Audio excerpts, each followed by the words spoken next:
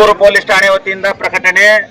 ಏನು ಈಗಾಗಲೇ ನಾರಾಯಣಪುರ ಜಲಾಶಯದಿಂದ 1,20,000 ಕ್ಯೂಸೆಕ್ ನೀರು ಕೃಷ್ಣಾ ನದಿಗೆ ಬಿಟ್ಟಿದ್ದು, ದಯಮಾಡಿ ಒಂದು ಕೃಷ್ಣಾ ನದಿ ಪಾತ್ರದ ಗ್ರಾಮಸ್ಥರಿಗೆ ತಿಳಿಯಪಡಿಸುವುದೇನೆಂದರೆ, ನದಿಯಲ್ಲಿ ನೀರು ಹೆಚ್ಚೆಚ್ಚು ಬರುತ್ತಾ ಇರುವುದರಿಂದ ನದಿ ದಂಡೆಗೆ ಬರದಂತೆ ಎಚ್ಚರ ವಹಿಸಬೇಕು.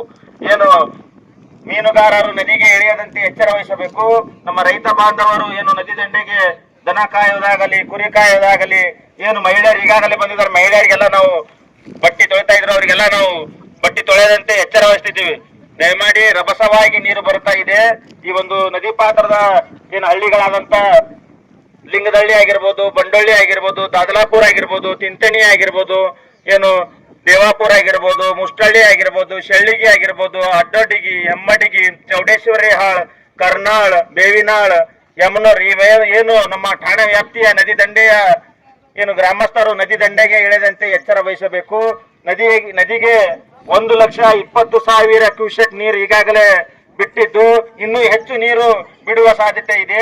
ದಯಮಾಡಿ ನದಿಯ ದಂಡೆಗೆ ಸೆಲ್ಫಿ ತೆಗೆದುಕೊಳ್ಳಲು ಯುವಕರಾಗಿರ್ಬೋದು, ಆಗಿರ್ಬೋದು ಬರಕೂಡದು. ದಯಮಾಡಿ ನದಿ ದಂಡೆಗೆ ಏನು ಕುರಿ ಕಾಯುವವರು, ದನ ಕಾಯುವವರು, ಏನು ಮೀನುಗಾರರು ಮತ್ತು ಏನು ಬಟ್ಟಿ ತೊಳೆಯುವವರು ನದಿ ದಂಡೆಗೆ ಬರದಂತೆ ಎಚ್ಚರ ವಹಿಸಬೇಕು. ಇದು ನಮ್ಮ ಸುರಪುರ ಪೊಲೀಸ್ ಠಾಣೆ ವತಿಯಿಂದ ಪ್ರಕಟಣೆಯಾಗಿದೆ.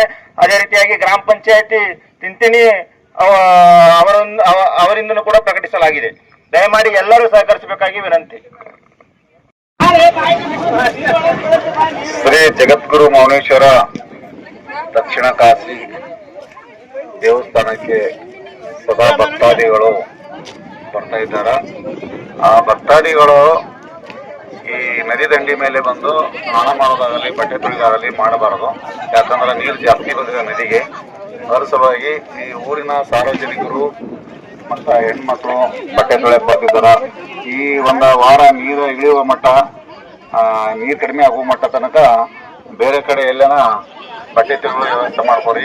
ನಿಮ್ಮ ಮನೆಗಳಾಗಲಿ ಮತ್ತು ಹಳ್ಳಗಳಾಗಲಿ ಅಲ್ಲಿ ಮಾಡ್ರಿ. ಈ ಕಡೆ ದನ ಕರ ಬರ್ಲಾರ್ದಂಗ ನೋಡ್ಕೋಬೇಕು. ತಮ್ಮ ದನ ಕರಗಳನ್ನು ಬರಲ್ಲ ನೋಡ್ಕೋಬೇಕು. ಸಾರ್ವಜನಿಕರು ಮತ್ತು ಸಣ್ಣ ಮಕ್ಕಳು ದೊಡ್ಡವರಲ್ಲಿ ಯಾರ್ಯಾರಿ ಈಸ್ಬೇಕಂತ ಈಸಾಡಕ್ಕೆ ಹೋಗ್ಬೇಡ್ರಿ, ಬಟ್ಟೆ ತೊಳೆಯಕ್ಕೆ ಬರಬೇಡ್ರಿ. ನೀರು ಜಾಸ್ತಿ ಆಗ್ತದೆ. ನಾವೆಲ್ಲ ಪೊಲೀಸರು ತಮಗೆಲ್ಲ ಹೇಳ್ತಿದ್ವಿ, ಅದು ಹೇಳಿದಷ್ಟೆಲ್ಲ ಪಾಲನೆ ಮಾಡ್ಕೊಂಡವ್ರಿ. ಆಮೇಲೆ PDO ಸಾಹೇಬರು ಇಲ್ಲ ತನಕ ಹೇಳಿದರು. ಮತ್ತು ನೀವೆಲ್ಲರೂ ಗ್ರಾಮಸ್ಥರೆಲ್ಲರೂ ಈ ಥರ ನೋಡ್ಕೊಂಡು ಹೋಗ್ಬೇಕು. ಒಳಗೆ ಬಟ್ಟೆ ತೊಳೆಯಕ್ಕೆ ಬರ್ಬೇಡ್ರಮ್ಮ. ಏನಮ್ಮ ನೀರಿಲ್ಲ ಅಂದ್ರ ನಾವು ಹೇಳಕ್ ಬಂದಿದ್ದು, ನೀರು ಅದಾವ ಜಾಸ್ತಿ ಅದಾವ. ಹೋದ ವರ್ಷ ಎಲ್ಲ ಒಂದು ಅನಾಹುತ ಬೇರೆ ಕಡೆಗೆ. ಇಲ್ಲಿ ಏನೋ ಆಗ್ಬಾರ್ದು ಅನ್ನೋ ಉದ್ದೇಶದಿಂದ ಒಳ್ಳೆ ನದಿಗೆ ಜಾಸ್ತಿ ನೀರು ಬಂದಿದ್ದಾವ. ಅದ್ರ ಸಲುವಾಗಿ ಹೇಳಕತ್ತಮ್ಮ. ನೀವೆಲ್ಲ ನಿಮ್ಮ ಮನೆ ಅಲ್ರಿ, ನೀವೆಲ್ಲ ನಿಮ್ಮ ಮನೆ ಒಳಗೆ ಮಾಡ್ಕೊರಿ, ಬಟ್ಟೆ ಎಲ್ಲ ನೋಡ್ಬೋದು. ನೀರಿಲ್ಲಲ್ಲ, ನೀರಿದ್ದಲ್ಲಿ ಹೋಯ್ತು ಹೋಗ್ಕೋಬರಿ. ನೀರ್ ಎಲ್ಲ ಕಡೆ ಕಡಿಮೆ ನೀರ್ ಇರ್ತಾವ ಅಲ್ಲಿ ಹಳ್ಳಕೊಳ್ಳೋದಲ್ಲಿ. ಇಲ್ಲಿ ನದಿ ಹತ್ರ ಮಾಡ್ಬೇಡ್ರಿ. ಅಲ್ಲಿ ಪಂಚಾಯತಿ ನೀರಿನಿಂದ ವ್ಯವಸ್ಥೆ ಮಾಡ್ತಾರೆ. ತೋರ ಕಡೆ ಮನೆಗೆ ನೀರ್ ಇದಾವಲ್ಲ, ಸದಾ ನೀರಿದ್ದಲ್ಲಿ ಎಲ್ಲ ಅಲ್ಲಿ ಬಟ್ಟೆ ತೊಳೆದು ಮಾಡ್ರಿ. ಈಗ ನೀರ್ ಜಾಸ್ತಿ ಬರ್ತಾವ. ನದಿ ದಂಡೆಗೆ ಯಾವ ಜೋಪಡಿ ಪಟ್ಟಿ ಹಾಕಂಗಿಲ್ಲ. ಈಗ 1, 2, 3, 4 ಜೋಪಡಿ ಪಟ್ಟಿ ನಿಮ್ಗೆ ಎಲ್ಲರಿಗೂ ಹೇಳ್ಬಿಡು. ಎಲ್ಲಾ ಜೋಪಡಿ ಪಟ್ಟಿಗಳು ಕಿತ್ತಬೇಕು ಈಗ. ಯಾಕಂದ್ರ ನದಿಗೆ 1,20,000 ಕ್ಯೂಸೆಕ್ ನೀರ್ ಬಿಟ್ಟಾವ.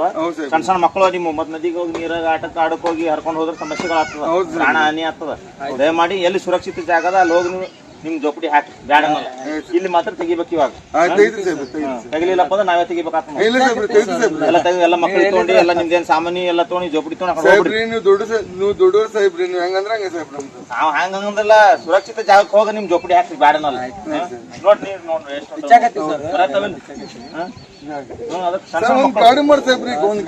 ಗಾಡಿ ಹೇಳ್ತೀನಿ, ಟಾಟಾ ಹೇಸಿ ಹೇಳ್ತೀನಿ ಹಾಕೊಂಡ್ ಹೋಗ್ರಿ.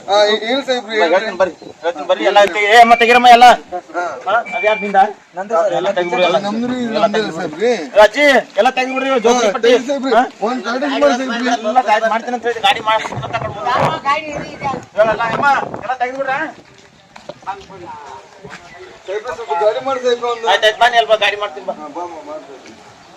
ನೋಡಲ್ಲ ನೀರ್ ನೋಡಿ.